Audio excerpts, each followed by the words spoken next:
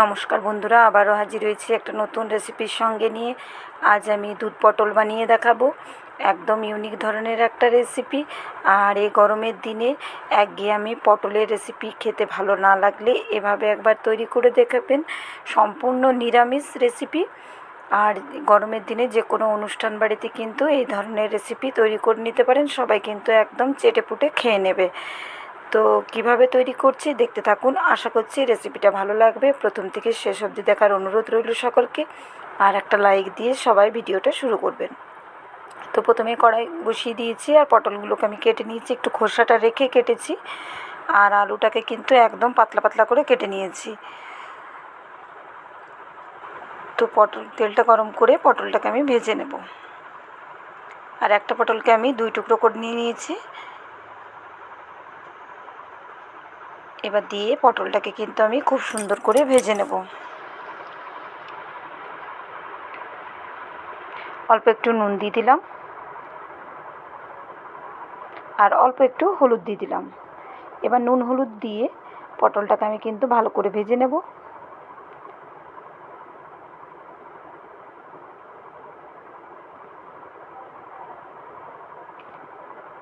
পটলটা ততক্ষণে ভাজা হোক। এবার রেসিপিটা তৈরি করার জন্য যে মশলাটা আমি দেবো সেটা তৈরি করে নিচ্ছি। তো শিলের মধ্যে দেখুন 2টো কাঁচা লঙ্কা নিয়েছি, অল্প একটু আদা টুকরো করে নিয়েছি, আর 1.5 চামচের মতো আমি গোটা জিরে নিয়েছি। তো এটাকে আমি শিলের মধ্যে দিয়ে ভালো করে বেটে নেব।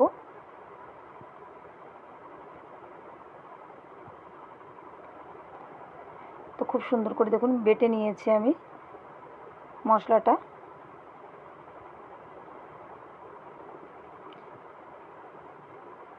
এবার এটাকে কিন্তু আরও একবার আমি বেটে নেব, একটু মিহি করে বেটে নেব। আর এটা বেটে নিয়েছি, তো তুলে নিলাম মশলাটাকে আমি। এবার দেখুন পটলটা কিন্তু আমার এই পর্যায়ে ভাজা হয়ে গেছে। এবার পটলটাকে আমি তুলে রেখে দিচ্ছি। এবার ওই তেলের মধ্যে আমি আরও অল্প একটু তেল অ্যাড করলাম, তেলটা কমে গেছিলো। এবার এখানে আমি গোটা গরম মশলা ব্যবহার করব, তাই অল্প একটু দারচিনি দিলাম। আর এখানে 2টো এলাচ ফাটিয়ে দেবো আর 2টো লবঙ্গ।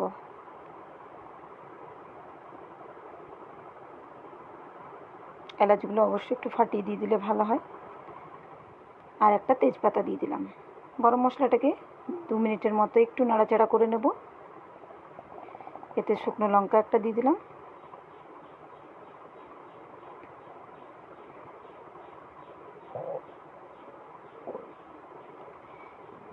তো সমস্ত জিনিসকে ভেজে নিলাম। এবার কেটে রাখা আলুটা দিয়ে দিচ্ছি। আলুটাও ঠিক পটলের মতোই দেখুন লম্বা লম্বা করে কেটে নিয়েছি, আর একদম পাতলা করে কেটেছি, যাতে আলুটা ভাজতে ভাজতে সেদ্ধ হয়ে যায়। খুব বেশি রান্নাটা করার সময় লাগবে না, তাহলে ভাজতে ভাজতে যদি সেদ্ধ হয়ে যায়। তো দেখুন নাড়তে থাকবো আর আলুটাকে সুন্দর একটা কালার আসা পর্যন্ত ভেজে নেব।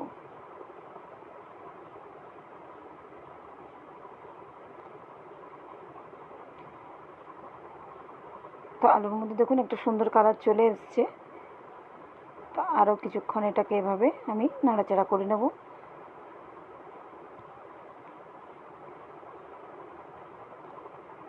এই পর্যায়ে এখানে আমি বেটে রাখা মশলাটা দিয়ে দিলাম।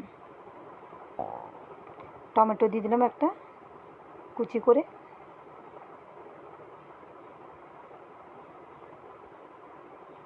এবার এখানে আমি ধনের গুঁড়ো দিলাম 1 চামচ,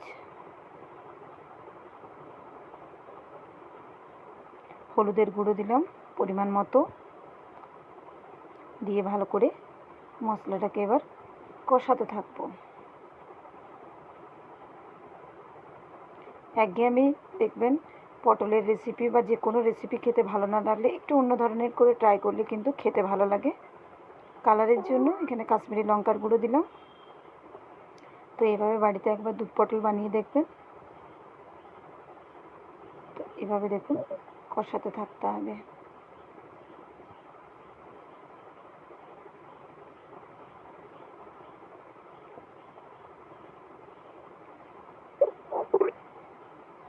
তো এটা বেশ অনেকক্ষণ ধরে কষিয়ে নিতে হবে। কষানোটা যত ভালো হবে খেতে কিন্তু ততটাই ভালো হবে। এবার ভেজে রাখা পটলটা দিয়ে দিলাম। পটলটা দিয়েও সমস্ত জিনিস খুব ভালো করে মেশাবো আমি, আর একসঙ্গে যাতে সমস্ত মশলা মিশে যায় পটলের মধ্যে।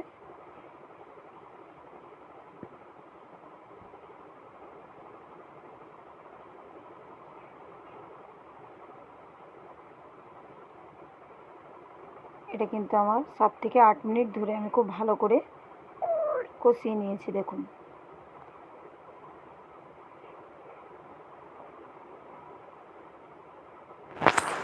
তো এটাকে আমার খুব সুন্দরভাবে দেখুন কষানো হয়ে গেছে। এবার এর মধ্যে আমি পরিমাণ মতো জল দিয়ে দেবো। খুব বেশি জল দেব না,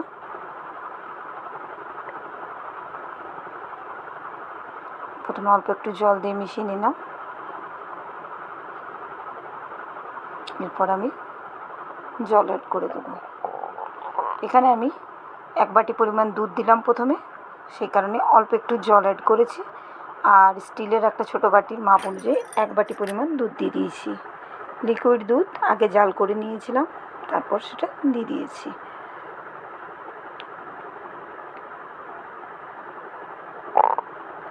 দুধটা দিয়ে খুব ভালো করে মিশিয়ে নেব। এই পর্যায়ে যদি জলের প্রয়োজন পড়ে সেক্ষেত্রে জল অ্যাড করবেন, অথবা এটাতেই কিন্তু সেদ্ধ হয়ে যেতে পারে।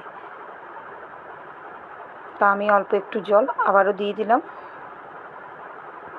দিয়ে এবার ঢাকা চাপা দিয়ে এটাকে ভালো করে ফুটিয়ে নেব। তো এটা বেশ কিছুক্ষণ ধরে দেখুন ফুটে গেছে। এবার এর মধ্যে আমি অল্প একটু চিনি দিয়ে দিলাম। চিনিটা দিয়ে মিশিয়ে নেব।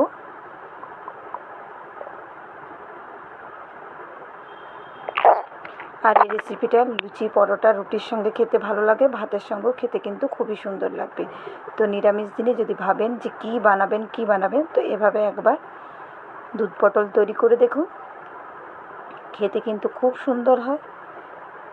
তো দেখুন আলুর সমস্ত জিনিস খুব ভালো করে সেদ্ধ হয়ে গেছে।